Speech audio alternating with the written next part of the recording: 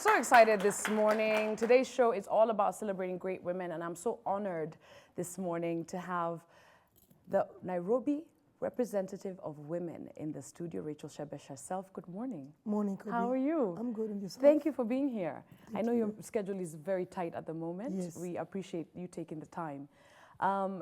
Mheshimiwa, for us, it's very interesting that you've been, I think, in the limelight in this country for a long time. But I want to start from the very beginning and find out about who you are, how you grew up. Take us back and tell us who Rachel Shebesh is. Well, I was born in a family of 5. I'm the 4th born to a politician. Yeah. My father was a councillor in Nairobi, in Jericho, for close to 20 years. Yeah. And then eventually he was mayor of Nairobi. And then I can say that, so we lived in a political family, and I grew up in that political family. And my mother is a reverend of the ACK Church. My siblings and I are very, very tight. We are very close. And when it came to making a decision about politics, it came from another part of my life. Okay. I don't know whether you've heard of the Landmark Forum. Yes, I have. I went and attended the Landmark Forum, and in the Landmark Forum, and excuse my voice, I'm sorry, but I know I can tell you have a Pole. Forgive me. The Landmark Forum was all about, of course, if you know, asking yourself what you want to live in this country, what you want your life to be, if you can say that it's had meaning. And after 3 days, I decided that I wanted to make a change in the lives of women. Yeah. And the only way you can do that, Kobe, is probably to do the kind of work you do, or go and represent these women somewhere where you can change their lives. So that's the decision I made through the Landmark Forum. Yeah. And so my decision to come into politics was well thought out. And I take my politics seriously, just like I'm sure you take your job seriously. Yes. So my background is that, and moving forward, I can see myself still doing this work for women for a long time to come. Amazing. Yeah. Looking at, of course, at the time that you decided to get into politics, when it comes to gender representation, not that many women. And even still, the representation is not where it needs to be. Was it a tough decision? And talk to us a little bit about that transition for you and how it changed your life. Well, let me tell you something, Kobe. Many people in Nairobi, I can challenge them to tell me whether they've ever stepped into a slum. Yeah. Many have never. True. But these are our friends, my contemporaries, you know, women who are in the corporate world. And the first time I met a group of women called Vision Sisters, who thought they saw leadership in me in 1 or 2 forums we'd gone to. And they told me, we want you to be our patron. We have a group. And I asked them, where is the group? And they said, Kiambio. So I asked them, where is Kiambio? They said, it's in Isili. I said, Sawa, let's go. That entry into Kiambio slums, more than maybe 20 years ago, changed my life. Because I just realized that, guess what? 80% of the population of this country does not live anywhere near me and you, do not have the same privileges, comforts that we have. And there is no difference between them and you, me and you. It's a woman just like me. So I said, you know what?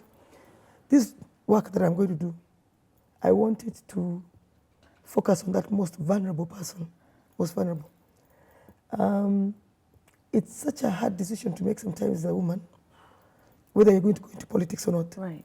But I told you for mine, it was about my self-fulfillment.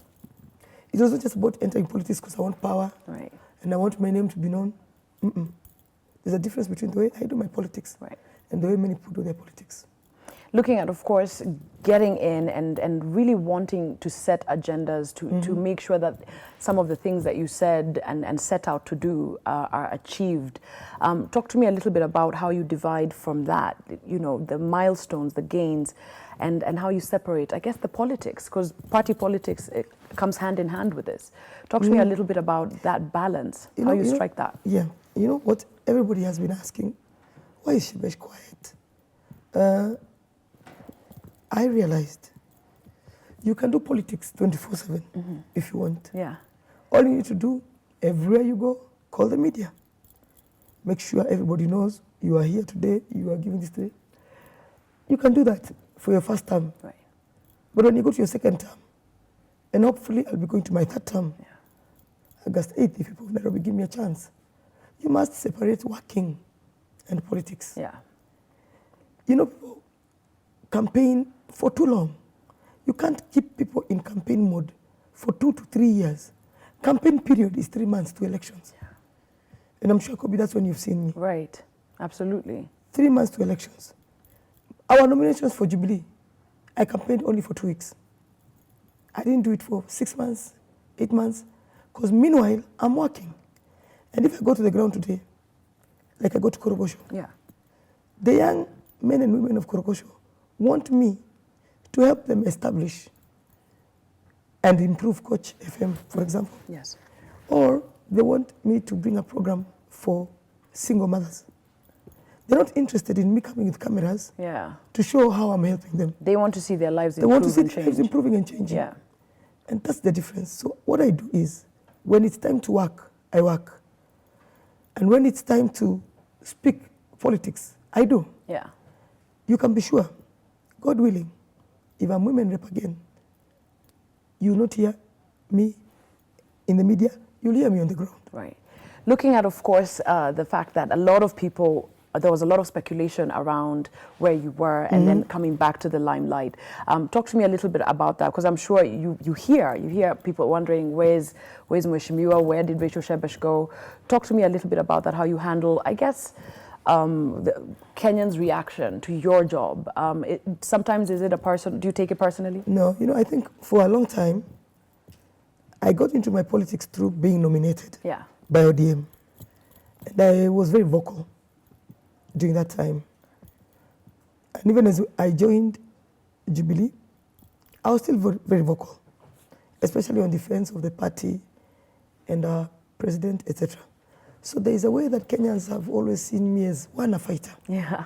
Every time anybody I meet, even in the supermarket, we love you because you're a fighter. Remain tough. They miss it. Literally, they miss it. Because, politicians, we've become also like entertainment. Yes, exactly. So if Shebesh is not somewhere causing drama, then politics is not sweet. Right. They will just have to get used to me. Do you want that label of drama, of fighter? Do you think it works for you, or do you feel that that's something that you want to let go of moving forward? It really works for me. Yeah. But I make a distinction these days. Okay. I do. And I tell my supporters, whether they want to see me on the ground working or on TV daily arguing. Yeah. Let me tell you about this drama. I do it when there's a cause. Okay. I don't do it when there's no cause. I will not sit back, for example, Kobe, and watch a woman being battered by her husband. Right. I will not. I will not sit back and see a patient at Kenyatta Hospital with 75% burns on her body, raped while at hospital. I'll not sit back. Neither will I sit back and watch my votes being tampered with. So when I go out with this force that you talk about, and the drama, because that's what people call it, I do it for a cause. But when I don't, it doesn't mean I'm not working. Right. So Kobe, I do know that people love my drama, or people think, but in politics, imagine, I was taught this by Martha Karua. Every season, you must show something new. You can't be the same season 1, season 2, and season 3. Right. I believe my season 1 created my name and created my brand. Yeah. My season 2 created my work and my projects that are changing lives. Okay. My season 3 will transform Kenya. And that's what we're heading into. Yes. Absolutely. All right. I'm going to share a clip that aired live, actually, on NTV, on Sidebar, where the ladies contending for the Nairobi seat sat together. And I just want you guys to see this clip, then we'll come back. Take a look, everybody. Why did you decide to run again? Because we had a formula.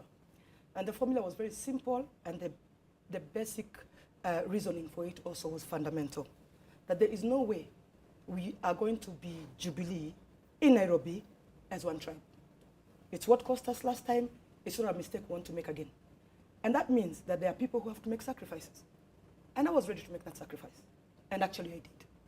But when the rest of the people, how we had planned our lineup, did not agree, and actually went out to do a very aggressive anti-lineup campaign, then I went back to my seat. And Larry, I was not leaving the seat because I've not done work. I've done a lot of work. I've carried all my documents here, although I'm sure I might not have time to say. But what I know is that I have worked. However, all the work that I do is very insignificant compared to if we had a governor of Jubilee. Then we would be able to do much more for the people of Nairobi. And so our formula was working out, especially to ensure that we can get more support outside the strongholds of Uhuru Kenyatta and William Ruto into Jubilee. Nairobi is cosmopolitan. We need all tribes in Nairobi. My seat actually fundamentally was to be given to the Kisii community, as well as, of course, the deputy governor's seat that we wanted to go to a Luhya community. Of course, the Kamba community is still represented in the name of our senator. So there was a lineup. But anyway, but was this just a tribal lineup? Because it seems you're handing out seats based on tribes here. Actually, you have to be deliberate.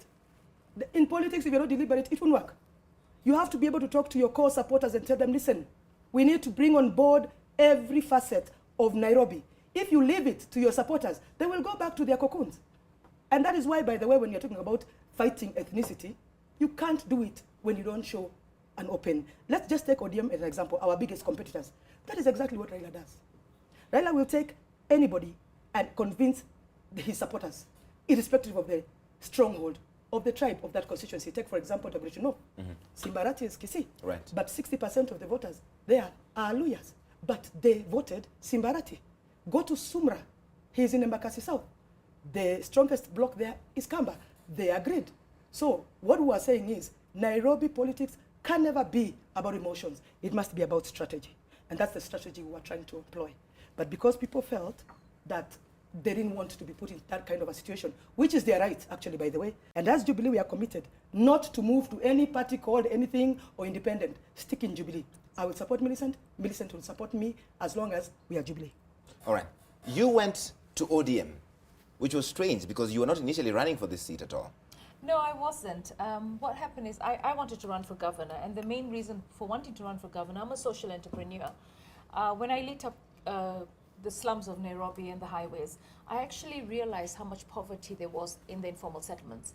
And to be able to make impactful change, you really need a huge budget, and the county government has that budget. So I felt I would want to take on the county government.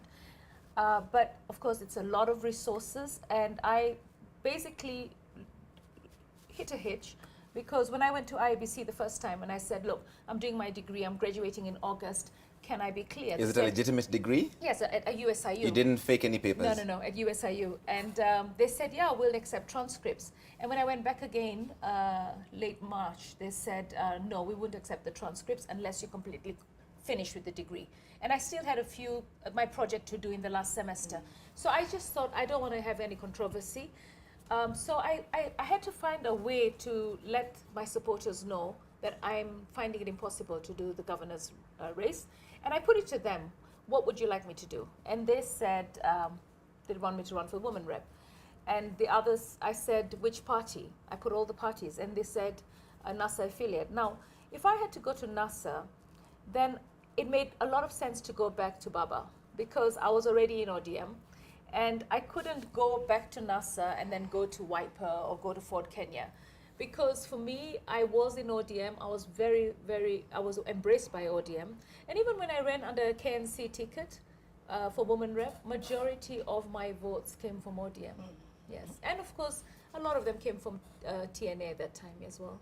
Did you just leave Jubilee because there was no room for you? I was never in Jubilee. Rather, there was no room for you in any other way apart from in ODM? No, I didn't want, I could never join Jubilee just like I could not join TNA. I've got some Kikuyu blood, and I feel for us to break tribalism, we've got to try and go on the other side. And for me, the other side was NASA. There's a period when you started using Esther Muthoni Pisaris. Was that deliberate? When I ran, Shebesh was my mentor during Embakasi. Yeah. And and Shebesh advised me, and she said, you know what, Esther, you need to use the Muthoni name. And I hardly could answer to Muthoni because I'm Esther. But you know, it was strategic, okay? That you know, you have Kikuyu votes there, and you need to use the name. And we did win Embakasi. Unfortunately, we were rigged by her current party. Yeah. Was she rigged by your current party? Oh, Yambakasi? Yes. They That's the rigged. one. They rigged me out. Really? Yes. Yeah. During the by-elections? Yes. Yeah. After Mugabe Yes. After where- Mugabe where- passed yes. on. passed on, I won. I can take it to the bank. Yeah. She won. We worked so We did. hard, and we were embraced, and we won, and She did. we were played. I Well, mean, maybe we were we were played. just not very good players in the dirty games. Yeah, of yeah. But you know politicians. what? Yeah, and it's sad. And I've always had this feeling that when people vote, they want a certain leader. And when you deny them that leader, I think it is so unjust. But I always say vengeance is for God. So God will deal with the people that steal elections on and on. You know, that it surprised me that, yes, you said in Mbakasi that Yeah. you did win, and both of you are contending for the same seat. But there's this, I guess, stereotype and misconception that women, we're each other's worst enemies. But that is not obvious looking at that interview. What can you say to that? It's as simple as this, first and foremost. We are very good friends. Politics, since we are very few Yeah. who venture out into politics, we have a sisterhood amongst ourselves. But beyond that, I've said we're good friends because she was in ODM, vied for a seat in Embakasi. When the late Were died, she came in during by-elections. I was leading her campaign. And I can tell you, I'm 100% convinced she won, Yeah. but was rigged out. I tell people in Nairobi, and I want to tell them again, Esther and I are competing on levels of policies and issues. Our campaign is issue-based. Women come to me and try and get me to talk negatively about Esther, which I will never do. Right. Because let me tell you, Esther has been my competitor before. It's not the first time. And I beat her. And I'm quite confident of winning this term Right. as well. But that doesn't mean that she doesn't have a right to go around Nairobi asking for votes. Yes. So what I normally do is I tell women, and this is what I'm also telling women who are vying now for other seats, Seats, absolutely. including MPs and MCAs. Don't do the politics of the men. It doesn't help. Number two, let nobody die on your watch Right. because you wanted to win a seat. And so she even came to see me in hospital. People are shocked. And I wondered why. I love Chevra. Yeah. She went and got me the best Chevra. And we discussed even our campaigns. She may be senior to me in age, by age, but Yeah. in terms of politics, I'm her senior. And quite a number of times, Pastor Alice and I talk about how are you doing this? And I tell her, do it this way. Don't go into a place late into the night. You can't guarantee your safety. Right. Please, if your campaign at 6 o'clock hits, you haven't gone to point B, make it your first point of call the next The day. next day. So we are good friends. So Right. Kenyans, it's not only me and Pasaris who are good friends. Exactly. Even the two top runners. Uhuru Yeah. and Raila are good friends. Exactly. So let's not mislead Kenyans as politicians. Ask for your vote. I ask for my vote. The best man or woman will win. Absolutely, absolutely. Very well said. Give her a hand, everybody. Give her a hand. All right, so we take a very quick commercial break. When we come back, we talk about that nomination that was well received from a hospital bed. Wow, amazing. We'll be right back after this.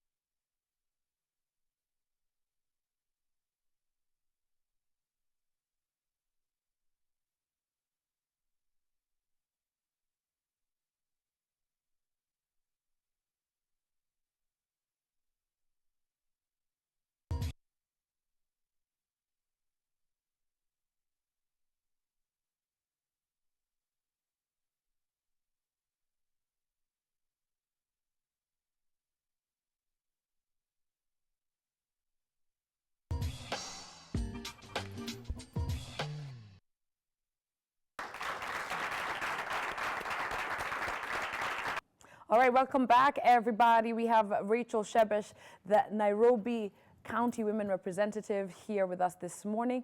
Of course, talking more on personal, all right, rather than real politics. You guys know that this is a lifestyle show, right? Yeah. So if you're expecting real hard politics, it's not going to happen this morning. Now, looking at, of course, your nomination and seeing you receive it from a hospital bed shocked a lot of people. Talk to me a little bit about that part. Well, my leg was injured. Yeah. It's taken a while to heal, but it has healed, and I thank God. And when I was in hospital, it happened when I injured my leg when we were in the process of Jubilee dispute resolution. Right. So 2 or 3 of my competitors had taken me to the dispute, whatever, board. Yes. And therefore, I had not picked my certificate. And then I got injured. Yes. And then I was admitted. I took it for granted, by the way, when the doctors told me that I was about to lose my foot. Really? It was that serious? It was that serious. And let me just put in that word there. Never joke with a wound. Yeah. Just for Kenyans to know, if you get a wound, treat it seriously. I got a tetanus jab, true, but I did not follow up on that after the tetanus jab. I was just cut by a barbed wire. Yeah. And it was such a small cut. I then went out to campaign with the deputy president. We went to Nyamira, I went to Kakamega, etc. for 4 days. By the time I was coming to Nairobi, I was having a fever. Oh, no. Because of the infection. Yes. When the doctors looked at the infection, they told me, choose your foot or your politics. I chose my foot. Yes. That's why, at the height of politics, I was in hospital for over 3 or 4 weeks. Was it a tough decision for you to make? No. No, of course not. Yeah. My life, by the way, is a priority. My children are a priority. My family. So these days, politics is not the all end and be all of my life. Right. Anyway, so what do we talk about? What do you want to say before the Yeah, next we're thing? glad that you're okay, and we're glad you're good. I wanted to talk about that moment of receiving that nomination. Yes. On the so on the because I hospital hadn't bed. received my certificate, Yeah. and the tribunals had finished all the deliberations and knew that I'm the winner, and I was still in hospital, my supporters became jittery. You know, our supporters Yeah. on us. And they said, get your certificate. We want to see the certificate, otherwise we are not comfortable. Right. So I asked the party, I can't leave hospital because my leg was on some machine called a vacuum. And so the party brought me the Jubilee certificate. I was still in hospital during the deadline to go and present to IBC. Absolutely. Now, when you have a vacuum on your leg, a vacuum is a machine, it's quite big, it's not a small machine. And what it's doing, it's sucking out all the... It's cleaning out the infection. Yeah. And it's on my leg it was on my leg like for a week, like 7, 8 days. So I asked the doctor, how do I do this? The doctor said, there is no way we're removing this machine because this machine comes out when you're done. And you're feeling pressure from the supporters. No, now there's even a deadline. Yes, of course. I've gotten the one from the party. I need to present it to IBC. So of course I arrived in an ambulance. Yes. Because there's no other way. In with all- a nurse. yes. With a vacuum on my leg. And everybody thought, another drama. Yes, a lot of attention-seeking stories came out. Yeah. How do you feel about that, knowing that what you're going through is real? I'm so used to it. Yeah. You know, in politicians, nobody believes whatever you're doing is, even if you cry in church, you're pretending. Everything something is wrong with us. Right, agenda. Yeah, so you know what, me, I've lived with it, and I just said, well, sawa. And you've recovered and you're back on I'm the back. campaign trail. Yeah, but there was no way I could have taken my certificate to IBC without an ambulance. Of course not, because then you're compromising your health. My health, which I Right. told you I'm going to compromise. So that was the story of the... Okay. Yeah. You've been very vocal about your health. You're very Yeah. open, and I think you're one of the most open people in politics. Talk to me a little bit about bipolar, explaining what it is and your own experience with it. Bipolar disorder, to make it very simple, is 2 phenomena that occur at the same time. Okay. You can either be very low, which can lead to depression, or you can be very high, which leads you to be manic. And manic just means you're over talking, over everything. Right. in life, everybody else who is lucky enough not to have bipolar, it's just right there. Yeah. They control the emotions.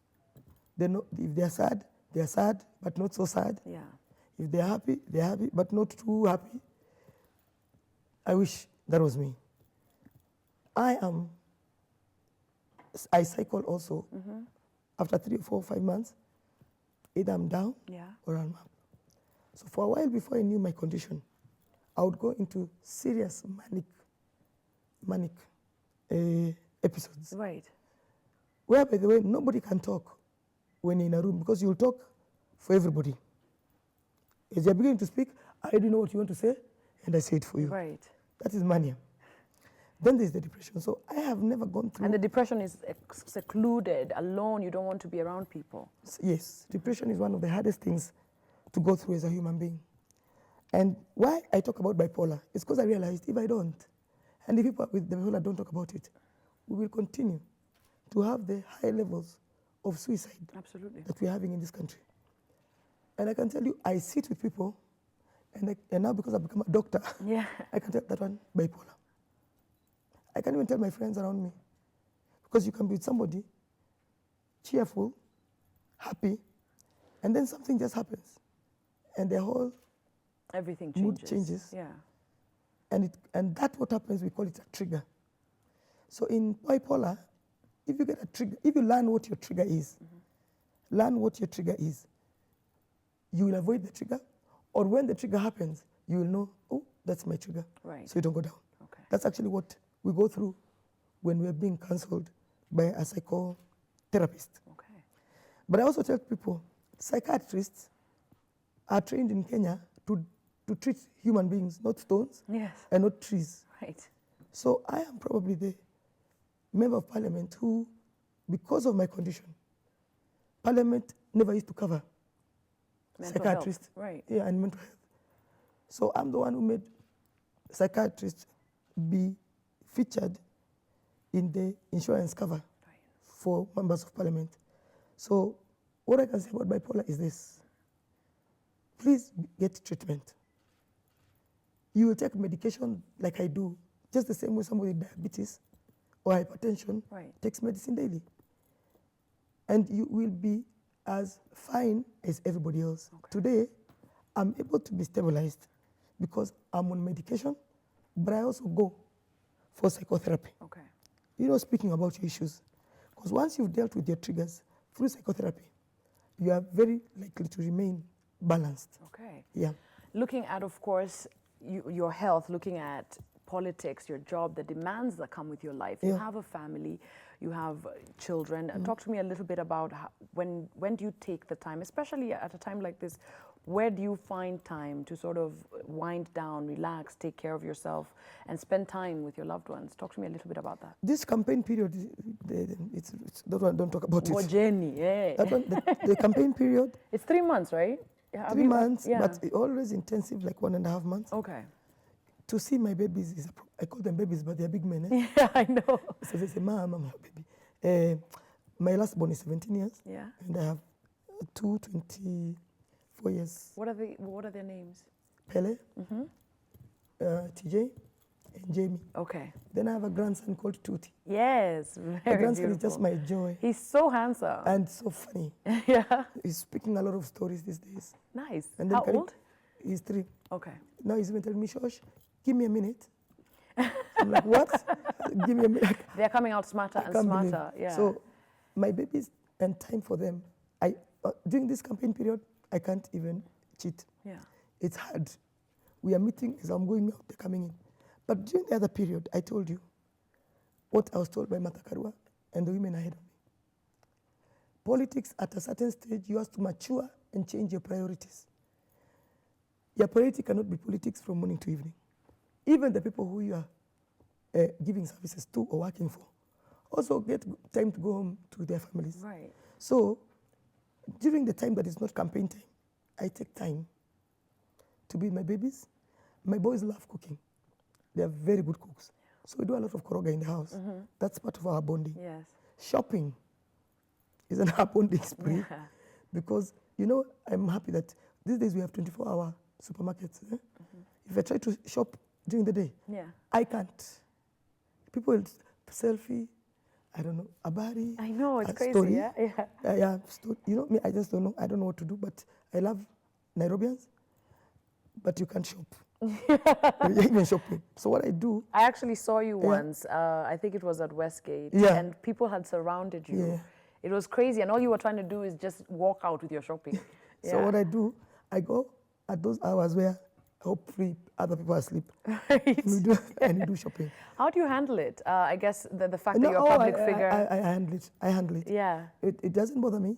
It's just sometimes even a normal thing you cannot do. Yeah. So sometimes when with my husband, he's like, takes the thing slowly from the knee and tells me, take an Uber. It's off. Because also, that is the time a woman has found time Right. to come and tell me how she's being violated.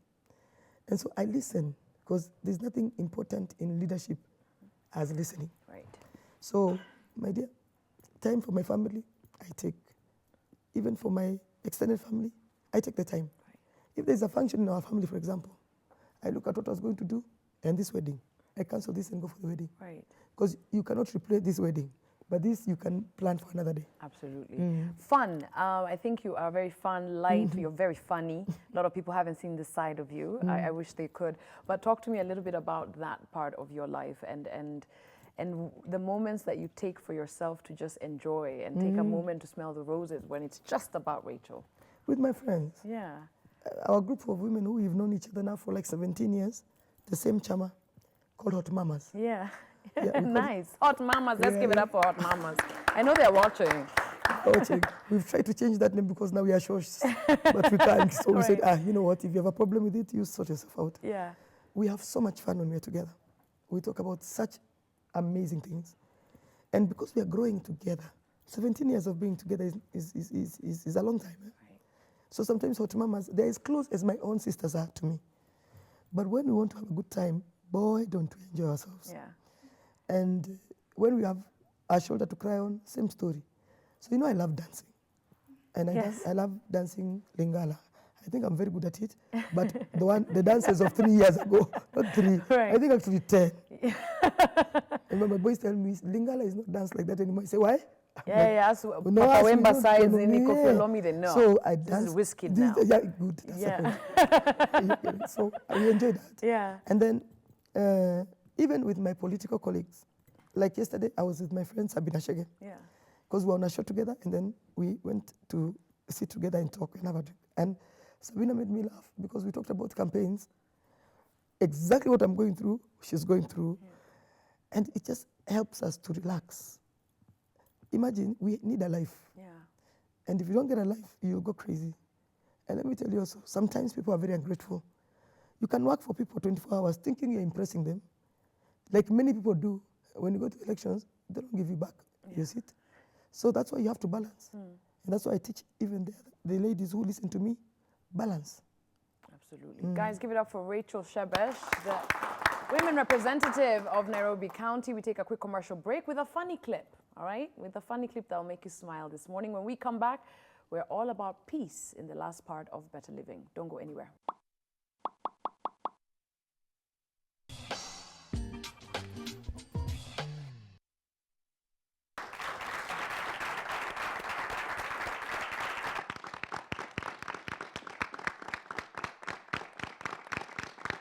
Right, welcome back, everybody. Yay, what a good show. Yes, indeed, we are here with Rachel Shebesh, who is the women representative for Nairobi County. Very excited. Thanks for taking the time to be here. I'm happy to be here. Yeah, very candid, and thanks for being open. I'm always an open I book. know. I always find it so tough with, I think, politicians because you guys have to be guarded based on what you do. Now, there's a lot of, I think, anxiety. There's a lot of, questions about how this election will go. How do you feel about it? I've listened to a lot of people who are commenting who we should be taking seriously. Yeah. And the National Commission on Integration and Cohesion have termed Nairobi, for example, a hotspot. And they even gave us a list of where they think violence could erupt. And I asked myself, why? Why do you say Ziwani? Why do you say Makongeni? Why do you say Kibra? Okay? Because I'm the hotspot, I believe. If I take the microphone and preach hate or, ethnic, raise ethnic, emotions, Yes. then I'm the hotspot. And I should just be arrested. I don't know why you want to bother people of Ziwani. They've lived together for years. Since they came, in fact, many people from Ziwani were born in those estates there. And there is no reason why they would fight tomorrow if it was not incitement from Shebesh or Pasaris Right. or Raila or Uhuru. So I am saying this to people of Nairobi. Don't become a hotspot. Go vote. By the way, if you don't have my vote, it means you have a vote for someone else. Right. Go vote. Then go home. This story of people remaining in polling stations is the reason there's going to be a hotspot. Because why are you milling around a polling station and you voted? Because the people who are supposed to be in a polling station are a returning officer, presiding officer, clerks, agents, and police officers. Yes. Everybody else is a voter who comes and votes and goes. We don't count people, 5 per station, as people who should be there.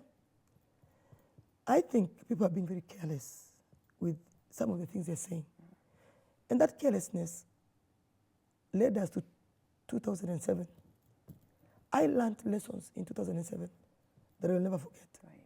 If people have already forgotten, I have not forgotten. Because what I saw with my own eyes, because I was a leader by then, Right. shocked me. So in Nairobi, I'm saying to Nairobians, please, I've been telling them, vote Kinairobi. Kinairobi means you vote because Shebesh has shown you something that you can do or inspires you in a certain way. And it doesn't matter what tribe you come from or religion. Right. It doesn't matter. Nairobi in the same plot, Kobe, you can never find one tribe. In the same plot. True. A plot of 10 houses, you'll find 4 or 5 different tribes. How then do they become problems to themselves? We are the ones labeling them hotspots because we want to take advantage of these people. Please, I'm telling to the young women and the men out there who are used, don't agree to be used. And you, the mothers, don't allow your children to be used to sit outside a polling station. One, anything can happen to them, either end up in hospital or worst case scenario, end up in the mortuary. Right. So why would you risk? Because of Shebesh, I'm not that important.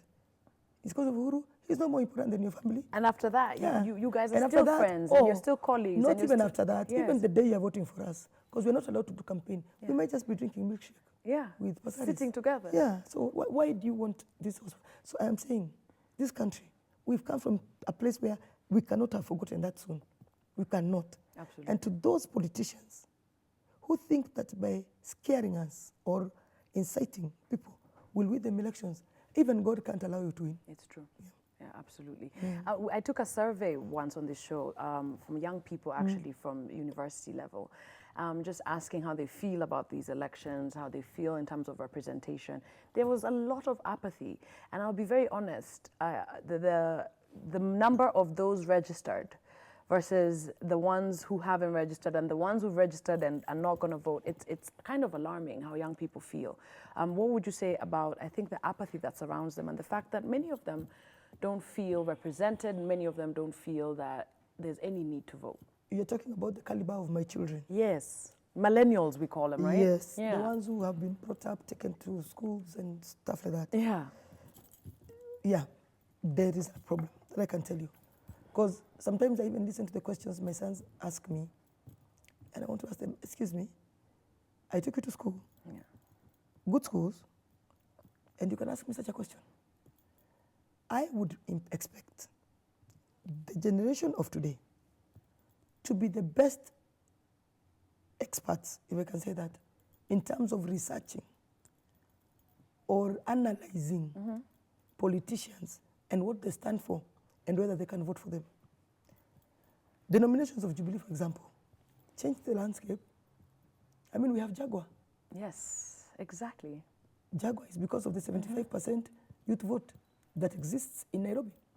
75% of the vote of Nairobi is youth who are 30 years and below, 35 and below. Yes. 75% of the vote that we are going to be eating. And not only Nairobi, in the country. Across, yeah. So definitely, let me tell you, they are the change makers. They are the ones who will decide who's going to be president. The same ones are going to decide who's going to be the MCA and all that structures. So I feel sometimes when they're not taking themselves seriously, and yet they're the ones with the factor, it's really sad. I'm calling out on them like I do all the time. I go to talk to students. I have spoken to students at Kenyatta University. I've spoken to students at Kemu. I've spoken to students here at Nairobi University for a while. And if you have seen the campaign that we're doing, whether it's Jubilee or NASA, we're targeting that vote. Yes. Because it's the big vote this time. So it is sad when you hear one or two of them saying, I won't go and vote. Not going to vote is as good as voting for the wrong person. Bad leaders are elected by people who don't vote. That's the point. Yes. So I'm saying, you know what, you guys, this young generation, you are techno-savvy, you are in social media, you are in schools, you have a great future. Full access. Take control of your country. Yes, absolutely. Take control of your country. Okay. Yeah. One of the things I can definitely say, looking at, of course, representation and looking at how far we've come, there's a research that just came out saying that women are the three things that they care about. All right. This research was undertaken at Nation Media Group, is their lifestyle, and that includes their health. All right. Entertainment and politics. And the reason especially young women are getting into politics right now is that it seems glamorous and very lucrative and almost very easy to do once you're in. And you have a lot of young, very hip young ladies getting into the MCA position. What can you say about this fact? I'm excited about them, very excited. But is it as glamorous as they may think, or is it the money, the Actually, perks? the first person I've ever had calling politics glamorous, first person. I'm not trying to see what is glamorous in politics. But it seems that you guys have security, you have these big offices, you have, I mean, doesn't it look, right, like the good life? Does it look like the good life, right? It does. Well, yeah, okay, I get you now. Yeah. Security. I can tell you the candidates that I'm campaigning for, Yeah. because we have 8 young ladies who got tickets of Jubilee for MCA position. And a good number of them, if not all, will make those seats because they're in our strongholds. Okay. I've campaigned with Modeu, a young, beautiful girl Yes. in Mlango Kubwa. When you walk in with Modeu, you think you're the one who's helping her. No, no, no. Modeu knows Mlango Kubwa like the back of her hand. Because Modeu was born and bred and came up in life in Mlango Kubwa. Yeah. Go to South B, you'll find Waidra. I've said these ladies are exciting me because they're doing a politics that even us, our generation, didn't do. Today, women are wanting to elect their children, Yeah. not their age mates, their children. So their children are being elected because the mothers also are saying, this is my daughter or this is my son.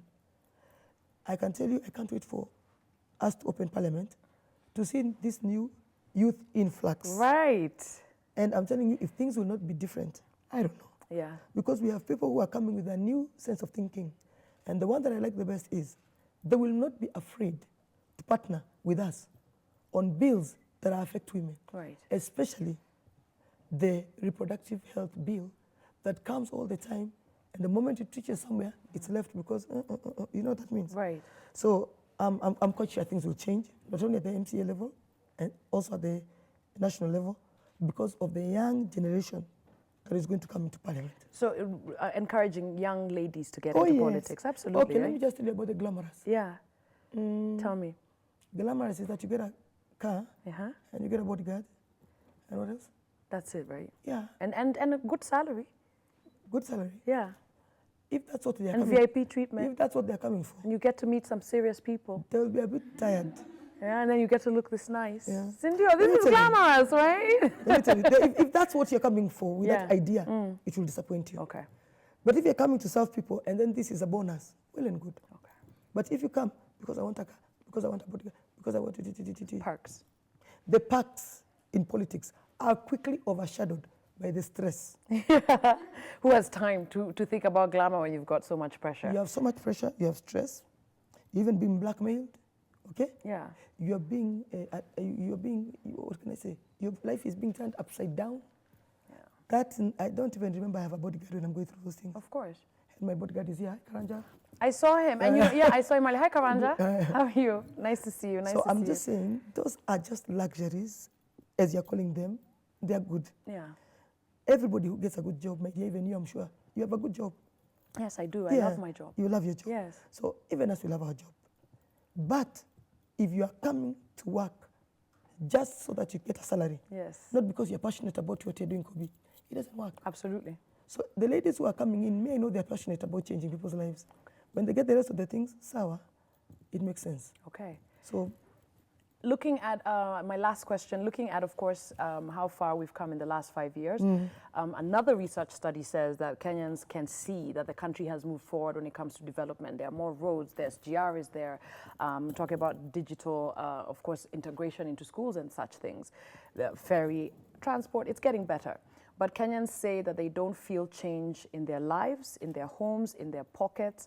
They feel that, you know, watu wamesota, watu wako na mashida mob, access to healthcare, those things are real for Kenyans, even though the country is moving forward.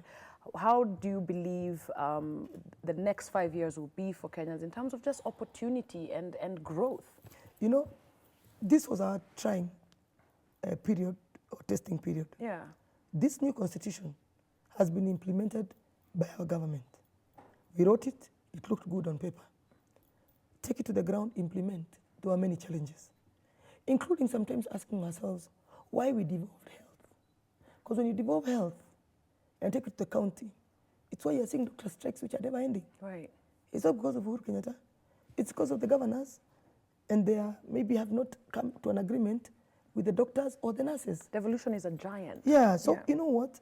It was 5 years, which Kenyans really should put in their mind that this is the government that has implemented this constitution. Any shortcomings you are seeing, it would have happened with any other government. We are now asking for another 5 terms because we have now seen, and let me tell you about why things have changed. Of course, if you take your microphone right now and your camera, and you go out there and ask people whether they've seen a change In their personal lives. they will tell you no, they will not. But let me tell you how it is not true. Women, Kobe, are giving birth without paying. Have you ever heard that thing? That's true. Which country? That's a first. Today, in our manifesto for the next 5 years of Uhuru Kenyatta, we decided it's not only giving birth that will be free. You can give birth and your baby was sitting in a breech position and you lose the baby. Or you yourself bleed to death on that bed. So we were able to convince the president 6 months to and 6 months after. Prenatal, postnatal care is now going to be part of the free delivery. Okay. Number 2, NHIF is a card insurance cover, like the one you have of these private companies. You can also have NHIF. Yes. If you take an NHIF card, you will go to the same hospital that you've been going with your private insurer. Today, the other day I gave boda 1,000 boda drivers NHIF cards, so that, because I don't believe somebody should wear your picture on their back for just politics and 100 bob. So I'm saying, imagine there is electricity even in the house, which is grass touched. Imagine there has been change. But the difficulty about being a politician and being in government is that people will always say they haven't seen enough. Right. So, but I can assure you, a lot has been done. Another 5 years of Uhuru Kenyatta will complete a lot of things that he wants to do. So I am saying, even as Nairobi women representative, my projects, which mostly are to do with children with disability, I've built in every constituency, Kobe, every constituency, 2 classes, in some places 3, for children with disability, so that they can go to school like other children. I've given women table banking. I've given young men car wash. I've done music talent show. Yes.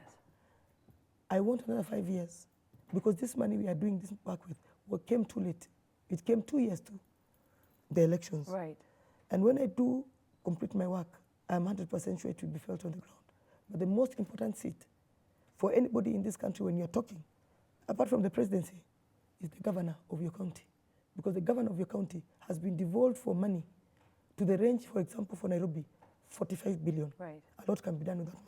Absolutely wonderful. Give it up for Rachel Shebesh, everybody. You're amazing. Thank you. Thank you. Thank you. Kobe. When you look at the future, 2030, way when we're not here, and the legacy that will be left, and the things they'll say about you, what do you see? Oh, I want them to say that I changed the lives of the most vulnerable, the people who had been forgotten, people with disabilities, children with disabilities, minorities, women, youth. My legacy must be, and I pray to God it will be, that I have touched and changed the lives of the most vulnerable in our society. Thank you. Amazing. Thank you. Thank you very much. Thank you very much. Thanks for being here. Thank you. Absolutely our pleasure. All right, everybody. Log on to our social media platforms where we are all about peace on better living, voting wisely. Because you know what? The future is not ours. It belongs to the little ones. So we must leave a very wonderful future for them. Thank you so much, Rachel Shebesh, for being here this morning.